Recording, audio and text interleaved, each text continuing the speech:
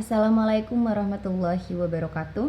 Perkenalkan, nama saya Robiatul Awaliyah, NIM 2, akhiran 225 dari kelas manajemen A. Di sini saya akan menjelaskan tentang dasar-dasar penelitian.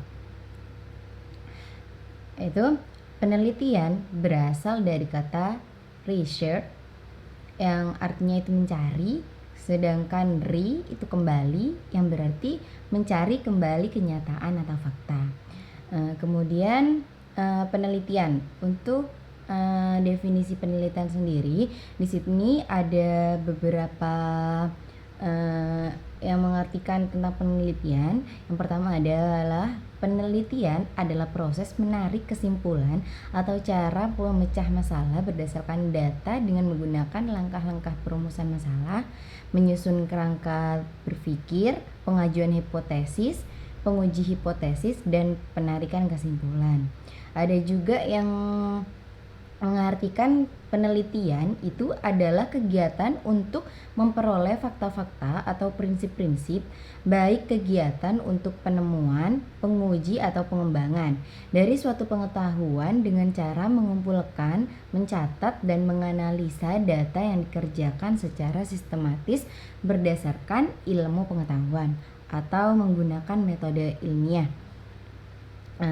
Di sini juga ada menurut Cooper and Emory,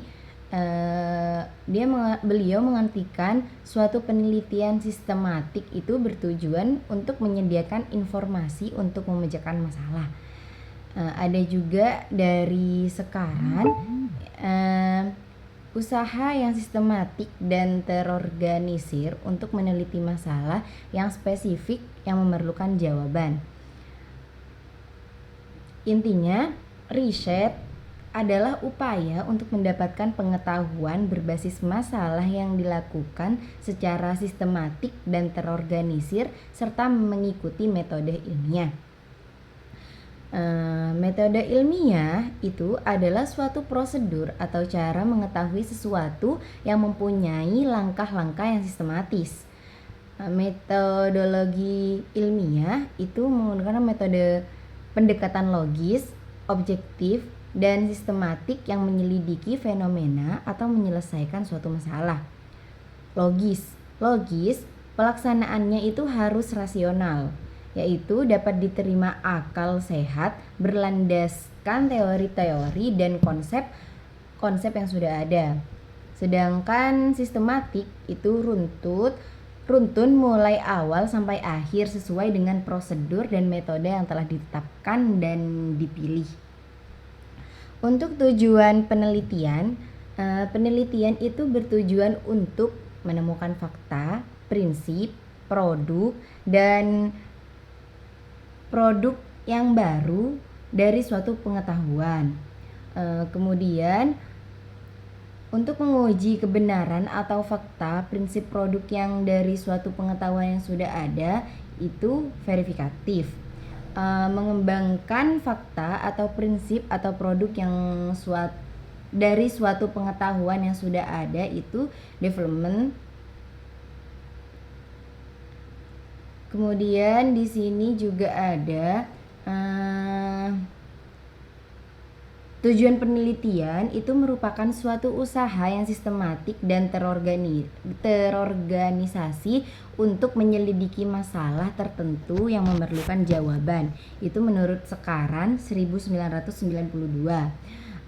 Penelitian merupakan refleksi dari proaktif manusia untuk meningkatkan pengetahuannya, dorongan manusia untuk menjawab pertanyaan dan memecahkan masalah. Untuk daur hidup penelitian di sini ada eksploratif, verifikatif, dan development.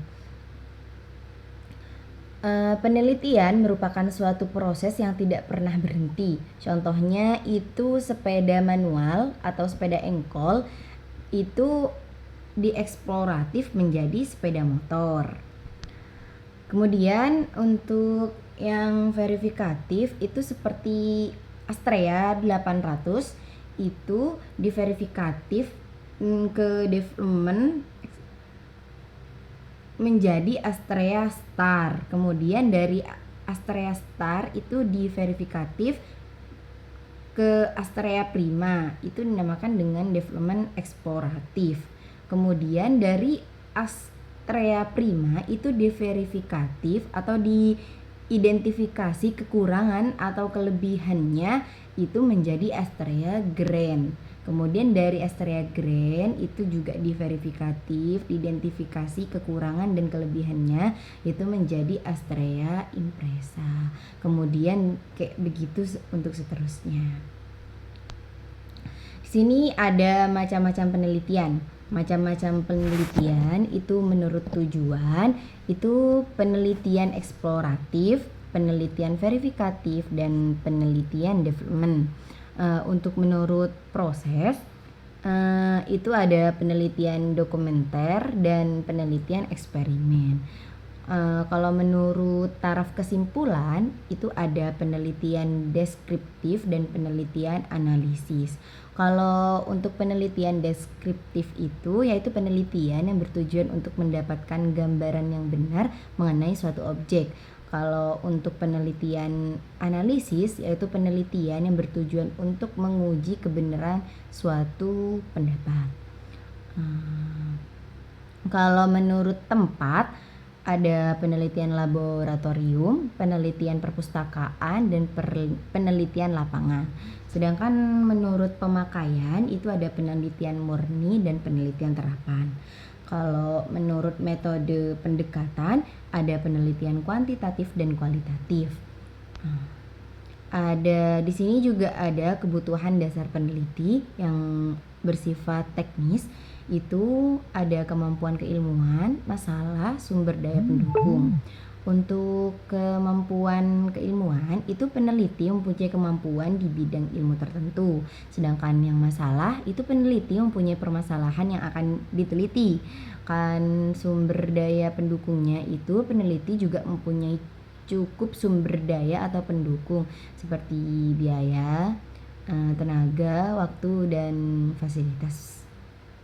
Kemudian metodologi penelitian. Peneliti mampu memilih atau menggunakan metodologi penelitian yang tepat, menggunakan jenis dan sumber data, sampling, metode dan alat pengumpulan data. Kemudian yang terakhir ada metode analisis data. Untuk sifat penelitian itu penelitian harus berkisar di masalah yang ingin dipecahkan. Penelitian juga mendukung unsur orisinilitas, harus didasarkan pada pandangan ingin tahu, dan harus berdasarkan pada asumsi bahwa suatu fenomena itu mempunyai hukum. Dan selanjutnya untuk menemukan generalisasi, studi tentang sebab akibat, menggunakan pengukuran yang akurat, dan yang terakhir menggunakan teknik yang secara sadar diketahui.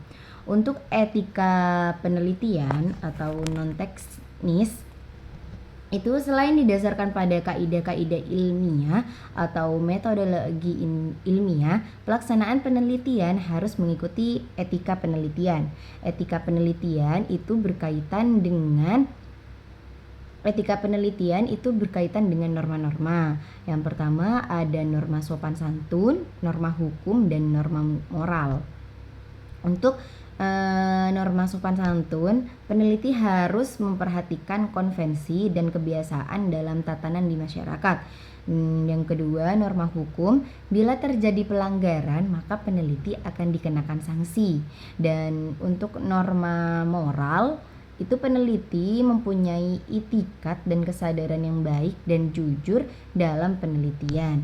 Contoh pelanggaran dalam etika penelitian. Yang pertama ada pengubahan data atau informasi atau memanipulasi data. Yang kedua ada penyalahgunaan data atau informasi, dan yang ketiga ada pengakuan dan penggunaan data atau informasi tanpa izin. Dan yang keempat itu ada publikasi hasil penelitian tanpa izin. Dan yang terakhir dan yang kelima tidak merahasiakan sumber data yang semestinya dirahasiakan. Dan yang keenam ada tidak menghormati responden.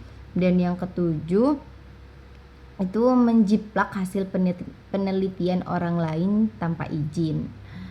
Dan yang terakhir, tidak menyusun laporan hasil penelitian. Untuk kriteria seorang peneliti yaitu harus kompeten, objektif, jujur, faktual, dan terbuka.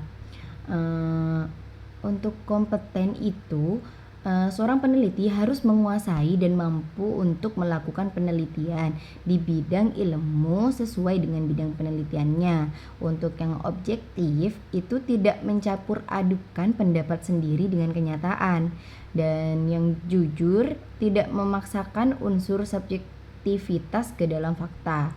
Dan untuk faktual itu bekerja berdasarkan fakta. Dan yang terakhir, terbuka itu bersedia menerima masukan dari orang lain dan juga bersedia diuji kebenaran hasil penelitiannya oleh orang lain. Mungkin itu saja yang bisa saya jelaskan tentang dasar-dasar penelitian.